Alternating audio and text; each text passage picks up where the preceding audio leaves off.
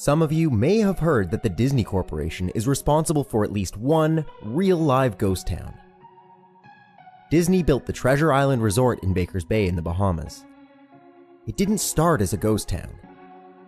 Disney's cruise ships would actually stop at the resort and leave tourists there to relax in luxury.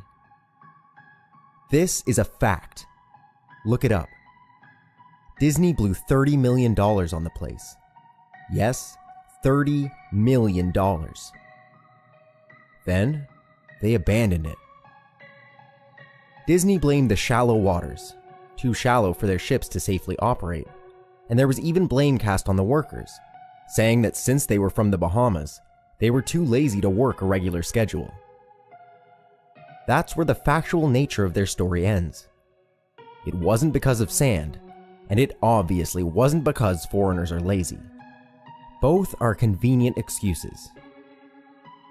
No, I sincerely doubt those reasons were legitimate. Why don't I buy the official story? Well, because of Mowgli's Palace. Near the beachside city of Emerald Isle in North Carolina, Disney began construction of Mowgli's Palace in the late 1990s. The concept was a jungle-themed resort with a large, you guessed it, palace in the center of the whole thing. If you're unfamiliar with the character of Mowgli, then you might better remember the story The Jungle Book. If you haven't seen it anywhere else, you'd know it as the Disney cartoon from decades past. Mowgli is an abandoned human child, in the jungle, essentially raised by animals, while simultaneously being threatened and pursued by other animals. Mowgli's Palace was a controversial undertaking from the start. Disney bought up a ton of high-priced land for the project, and there was actually a scandal surrounding some of those purchases. The local government claimed eminent domain on people's homes, then turned around and sold those properties to Disney. At one point, a home that had just been constructed was immediately condemned with little to no explanation. The land grabbed by the government was supposedly for some fictional highway project. Knowing full well what was going on, people started calling it the Mickey Mouse Highway. Then there was the concept art. A group of stuffed shirts from the Disney Corporation actually held a city meeting. They intended to sell everyone on how lucrative this project was going to be for everyone. When they showed the concept art, this gigantic Indian palace, surrounded by jungle, staffed with men and women in loincloths and tribal gear, well, suffice to say, everyone flipped their shit. We're talking about a large Indian palace, jungle, and loincloths not only in the center of a relatively wealthy area, but also in a somewhat xenophobic area of the southern USA. It was a questionable mix at that point in history. One member of the crowd tried to storm the stage, but he was quickly subdued by security after he managed to break one of the presentation boards over his knee. Disney took that community and essentially broke it over its knee as well. Houses were razed, the land was cleared, and there wasn't a damn thing anyone could do or say about it. Local TV and newspapers were against the resort at the beginning, but some insane connection between Disney's media holdings and the local venues came into play, and their opinions turned on a dime. So anyway, Treasure Island in the Bahamas. Disney sunk those millions in and split. The same thing happened with Mowgli's Palace. Construction was complete. Visitors actually stayed at the resort. The surrounding communities were flooded with traffic and the usual annoyances associated with an influx of lost and irate tourists. Then, it all just stopped. Disney shut it down and nobody knew what the hell to think. But they were pretty happy about it. Disney's loss was pretty hilarious and wonderful to a large group of folks who didn't want this in the first place. I honestly didn't give the place another thought since hearing it closed over a decade ago. I live maybe 4 hours from Emerald Isle, so I really only heard the rumblings and didn't experience any of it firsthand.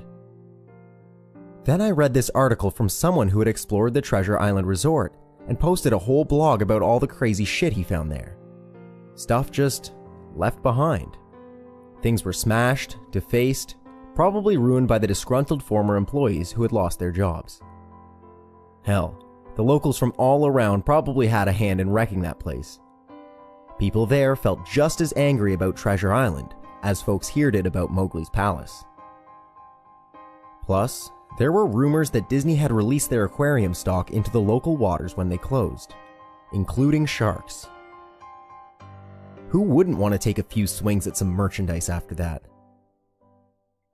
Well, what I'm getting at is that this blog about Treasure Island got me thinking. Even though many years had passed since its closing, I figured it might be cool to do some urban exploration at Mowgli's palace. Take some photos, write about my experience, and probably see if there was anything I could take home as a memento.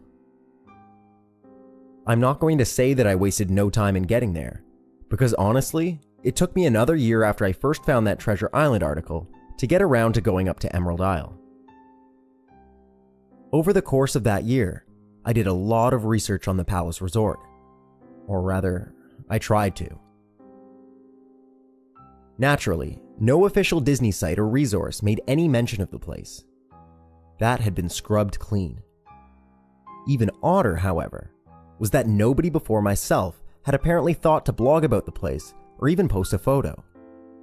None of the local TV or newspaper sites had one word about the place, though that was to be expected, since they had all swung Disney's way. They wouldn't be out there lauding their embarrassment, you know? Recently, I learned that corporations can actually ask Google, for example, to remove links from search results, basically for no good reason. Looking back, it's probably not that nobody spoke of the resort, but rather their words were made inaccessible. So in the end, I could barely find the place. All I had to go on was an old-as-hell map I'd received in the mail back in the 90s. It was a promotional item sent out to people who had recently been to Disney World, and I guess since I had been there in the late 80s, that was recent. I didn't really intend to hang on to it. It just got shoved in with my books and comics from my childhood. I'd only remembered it months into my research, and even then it took me another few weeks to locate the storage bin my parents had shoved it all into. But I did find it. Locals were no help, as most were transplants who had moved to the beach in recent years. Or old residents who just sneered at me and made rude gestures the second I managed to say, "Where would I find Mowgli's?" Yeah. The drive took me through an inordinately long corridor of overgrowth.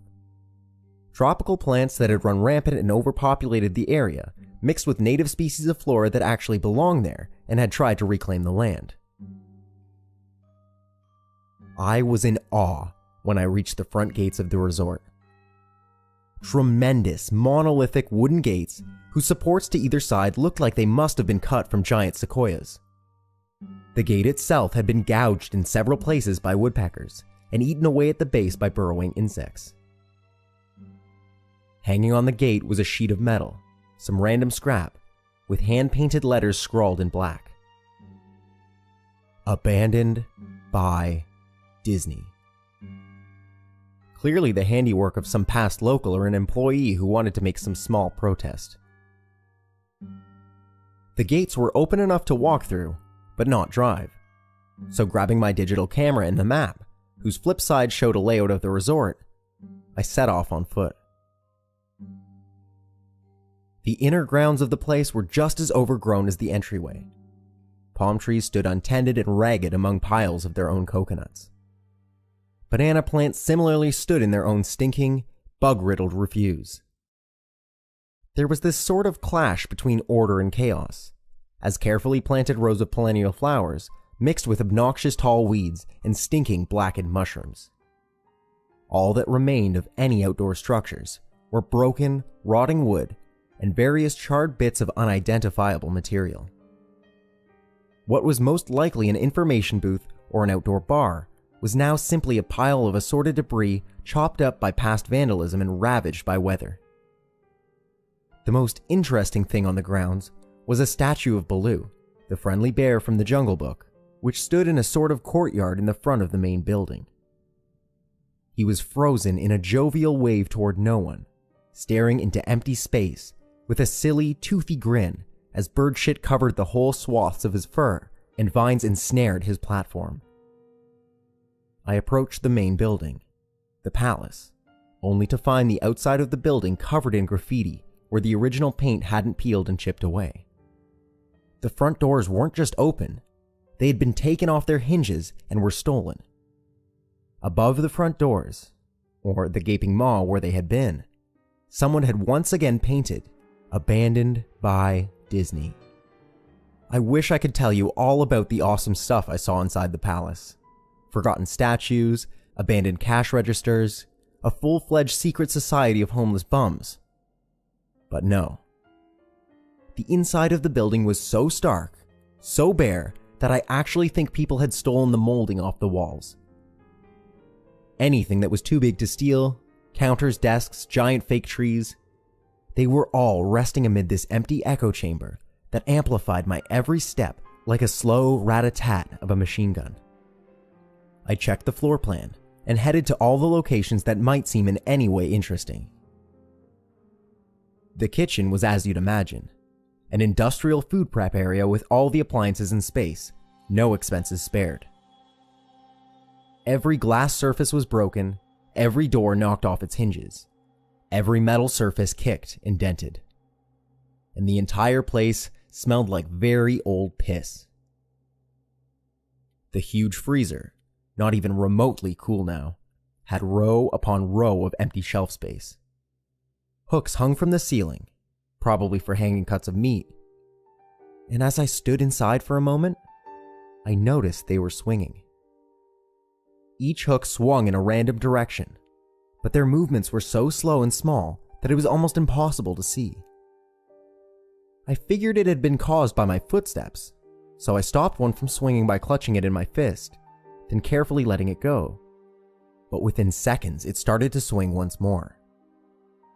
The bathrooms were in much the same state as the rest of the place. Just like the Treasure Island Resort, someone had methodically smashed each porcelain commode with coconuts and other implements. There was about a half-inch of rancid, stinking, stagnant water on the floor, so I didn't stay there very long. What's odd is that the toilets and the sinks, and the bidets in the ladies' room, yes, I went there, all dripped, leaked, or just ran freely. It seemed to me like they should have shut the water off long ago. There were plenty of rooms in the resort, but naturally I didn't have the time to look through them all. The few I did peer into were similarly wrecked, and I didn't expect to find anything there. I thought there was actually a television or radio in one room, as I really think I heard a quiet conversation coming out. Though it was like a whisper, probably my own breathing echoing in the silence, or just another case of the sound of flowing water playing tricks on the mind. This is what it sounded like. I didn't believe it. Zap, zap, zap. I didn't know that. Your father told you. Zap, zap, zap. I know. That sounds ridiculous. I'm just telling you what I experienced, why I thought there might have been something running in that room. Or worse, some vagrants who had holed up there and probably would have knifed me. At the front doors of the palace again, I figured I hadn't found anything of note and had wasted the trip up. As I looked out the door, I noticed something interesting in the courtyard that I had apparently missed. Something that would give me at least one thing to show for all my trouble, even if it was just a photograph. There was a lifelike statue of a python, maybe 80 feet long, coiled up and sunning itself on a pedestal right in the center of the area. It was almost time for the sun to start setting, so the light fell onto the object in the perfect way for a photograph. I approached the python and snapped a photo. Then I stood on my toes and snapped another. I moved closer again to get the detail of its face. Slowly, casually, the python lifted its head, looked directly into my eyes, turned, and slithered off the pedestal, across the grass and into the trees. All 80 feet of it.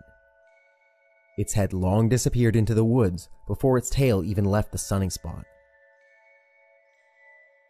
Disney had released all their exotic animals onto the grounds. Right there on my floor plan map was the reptile house. I should have known. I'd read all about the sharks at Treasure Island, and I should have known they'd done this. I was dumbfounded, just utterly stupefied. My mouth must have been hanging open for the longest time before I came back down to earth and snapped it shut. I blinked a few times and backed away from where the snake had been, back towards the palace. Even though it was totally gone, I still wasn't taking any chances and backed my way into the building. It took a few deep breaths and slaps to my own face to get myself right in the head again after that. I looked for a place to sit down, as my legs were feeling a bit like jelly at this point. Of course, there was no place to sit down, unless I wanted to recline in the broken glass and dead leaf carpet, or haul myself up onto a desk of questionable reliability. I had seen some stairs near the palace's lobby, and decided to go have a seat there until I felt better. The staircase was far enough away from the front of the building to be relatively clean, save for a startling accumulation of dust.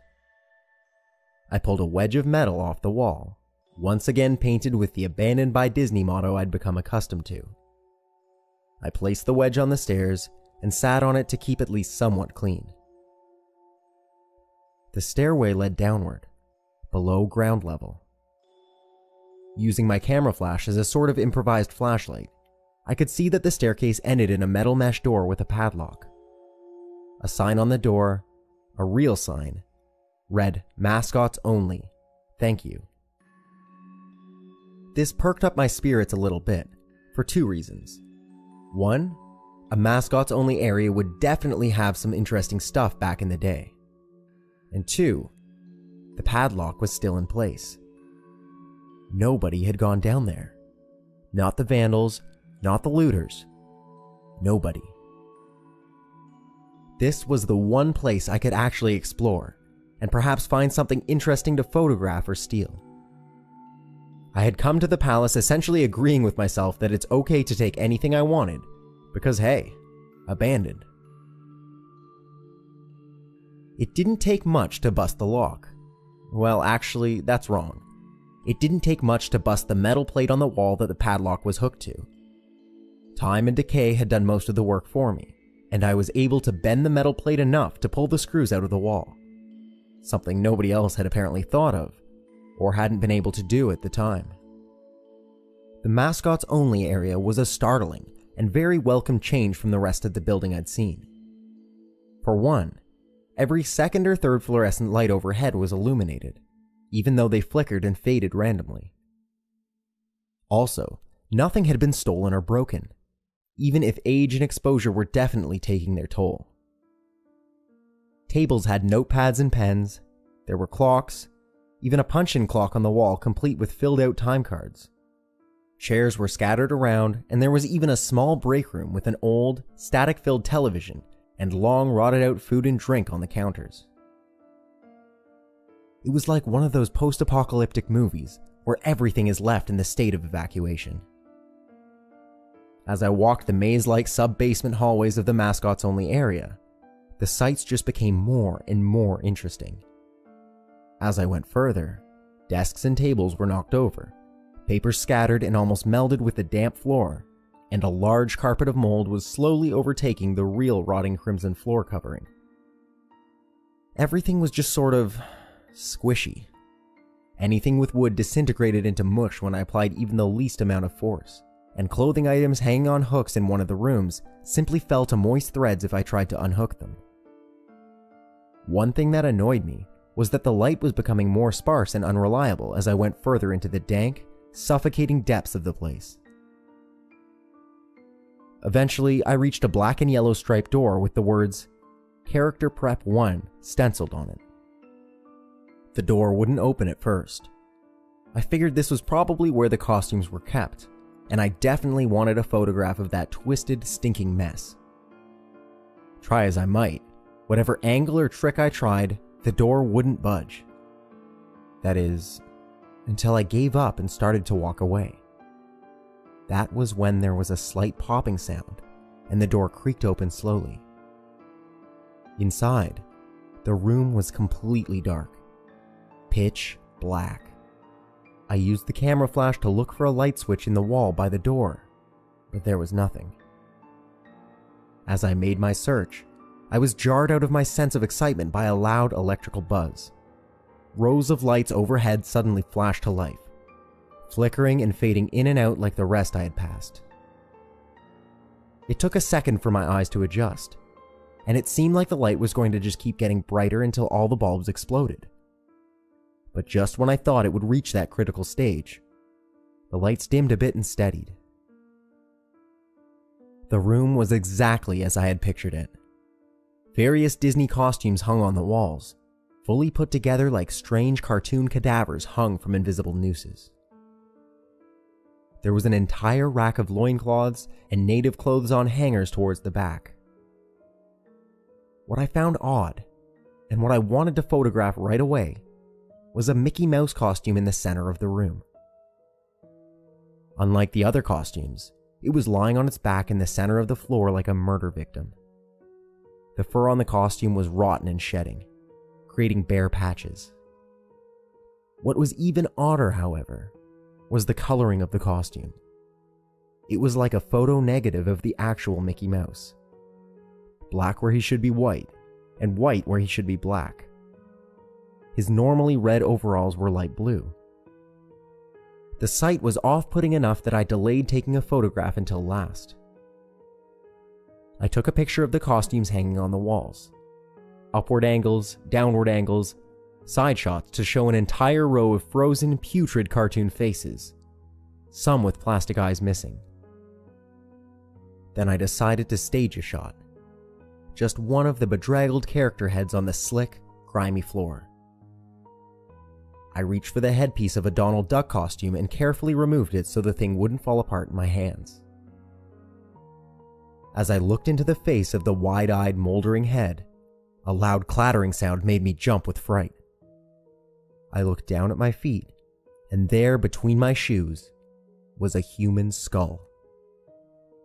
It had fallen out of the mascot head and shattered into pieces at my feet. Only the empty face and lower jaw remained, staring up at me.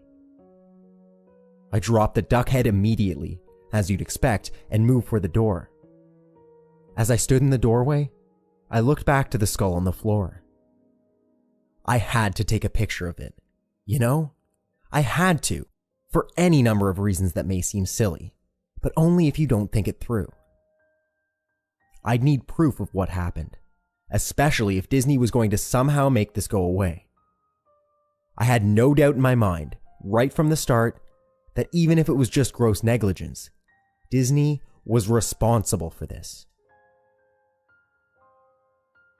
That's when Mickey, that photo negative, opposite Mickey in the middle of the floor, started to get up.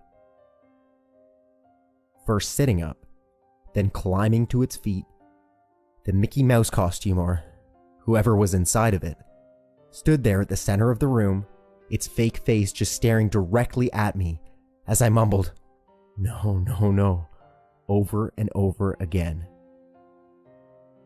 With shaking hands, a violently thrashing heart, and legs that had once again turned to jelly, I managed to lift the camera and aim it at the opposite creature now quietly sizing me up.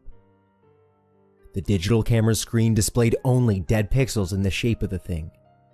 It was a perfect silhouette of the Mickey costume. As the camera moved in my unsteady hands, the dead pixels spread, marring the screen with whatever Mickey's outline moved to.